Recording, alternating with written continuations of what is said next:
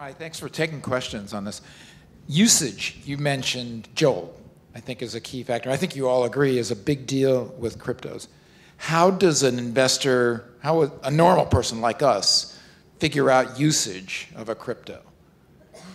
I think we're still trying to figure it out too, so like we'll let you know. But I think that tangential to actually building on blockchain, there's an exciting opportunity for entrepreneurs to think about the tools that are necessary in order to support this ecosystem.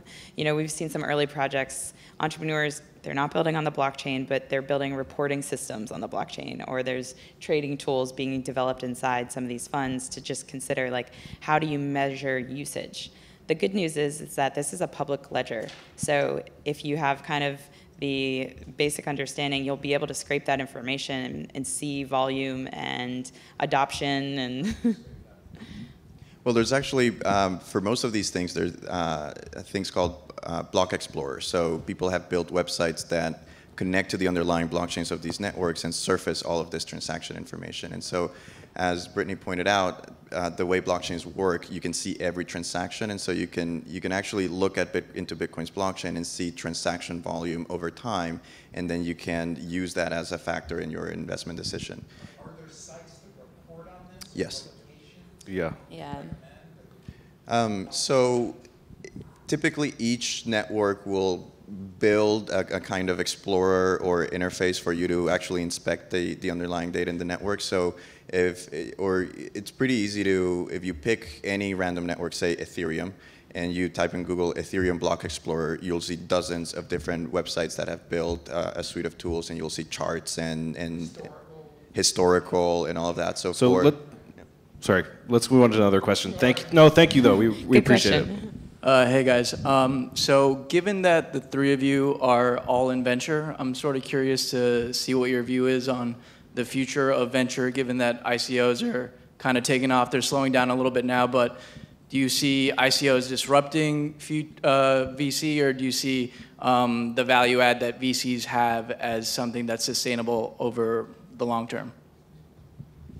I think the question, will crowdfunding completely disrupt VCs, comes up every sort of cycle, especially during the phases where capital is especially plentiful. In this case, there is definitely, a more fundamental difference here in that crowdfunding with tokens, but it is still very early, risky, early stage investing for the crowd. And I think over time, especially with capital availability fluctuating, you'll see sort of that being less prominent is my hypothesis, because it is sort of very early stage risk that investors are taking. Yeah. Hopefully it'll, democratize VC. And I think some of the traditional VC models that you hold something for 10 years because you wait from early stage to IPO, that's going away if you have a liquidity event within 2 or 3 years. So I think VC will change internally, and I think there will be more competing models of how you raise capital, which is a good thing for everyone. And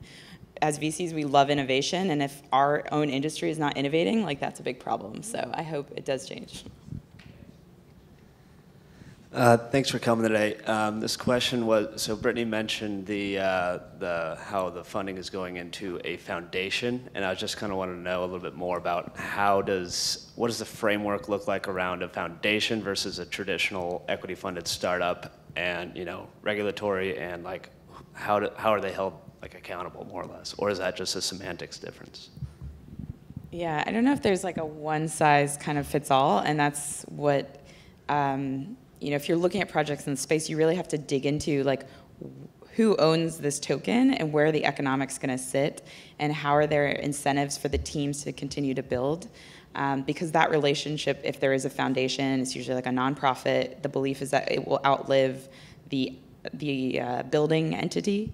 That may be set up in a foreign country. It may be, have some tax provisions. There's all sorts of components. But I don't know if you guys have seen, but most of the ones we've looked at, every project is kind of setting them up differently, I think to their own benefit. The challenge becomes when the economic incentives are not aligned, that maybe the token is accruing all the value to the team and not the foundation, but the foundation is the thing that's going to outlive everything else. So you just want to be careful of how much ownership's there, who owns what. So I don't know. I feel like there's more questions, but maybe you guys have thoughts.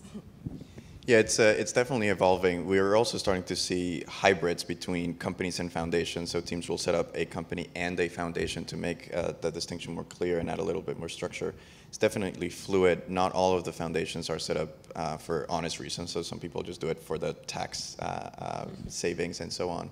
But many of them do it for legitimate control issues to make sure that the right message is sent to the community that this isn't a for-profit company that's going to eventually come back and take profits out of the system. And so I think the answer is both practical and philosophical. It feels different to deal with a foundation than it is to deal with a company. In the back over there? Yeah. Hi, thanks for coming. My question is, have you seen projects that use the blockchain to store and protect digital identities? And if you have, how do you think such an application or a network would create value? Oh, this is like my favorite topic right now. I'm jumping at the chance to answer this. I've seen lots of projects going at it with identity as its core value proposition, and I'm not sure if that's sort of the one that's going to win the game. I think identity, when pitched to the consumer, is much more powerful when you're selling something else interesting, like social media, for instance, where they can get a lot of value out of the ecosystem outside of just having an identity, or it can be mandated by like a government or a bank like KYC. But I think the consumer use case is really interesting because you can sell someone some media use case or a gimmicky, even collectible use case, and then have them put all of their data into this system, and that becomes a digital identity for the person. Is kind of the way I would rather see evolve. The other way is you can probably see governments mandating some sort of blockchain-based identity system, and it's already starting to happen in some governments, but I'm of the personal belief that identity is absolutely necessary for governance to develop in this ecosystem, for some of the voting issues that we're seeing in networks to be completely fixed. I think we need identity. I'm not in the majority, I think, in this belief. But I think, I wish I could see more projects not sort of solving identity for identity's sake. All right, last question in the middle here. Hi.